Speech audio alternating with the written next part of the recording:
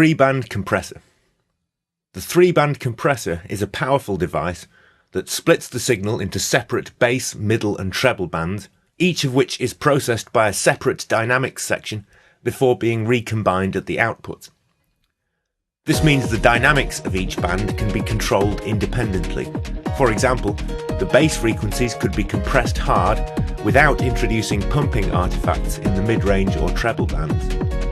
The middle section of the display shows the transfer curves for all 3 compressors,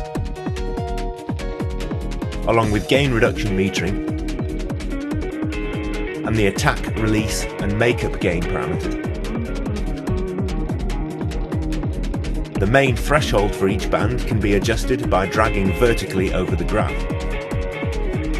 Each band can have its dynamics processing bypassed with the active button to the right, while the solo and mute buttons allow you to listen to a band in isolation or mute it altogether.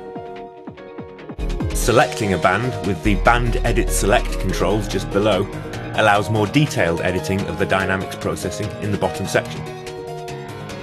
These functions work in exactly the same way as the advanced compressors, with the exception of the soft clip function, which now works globally across all 3 bands. All 3 dynamics processors can be reset with the Reset button, while Link All will force the other 2 bands to identical settings as soon as you make an adjustment to any one of them. The crossover is displayed at the top.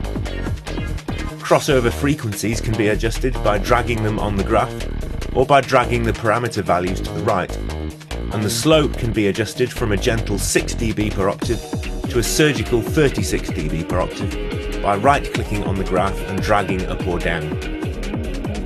As a general rule, steeper slopes will sound less transparent, but will allow more precise control of individual bands. Muting one or more bands also allows the crossover to be used as a powerful filter.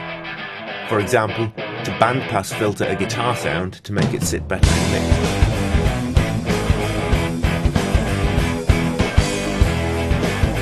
It is important to set the crossover frequencies to suit the material you are processing. For example, if you are processing a drum loop, set the crossover such that the low band is predominantly bass drum, the mid band is mainly snare, and the high band mostly cymbals and hi-hats. You might then decide to use upward expansion for the low band to add more thump to the kick, while compressing the mid band to make the snare fatter.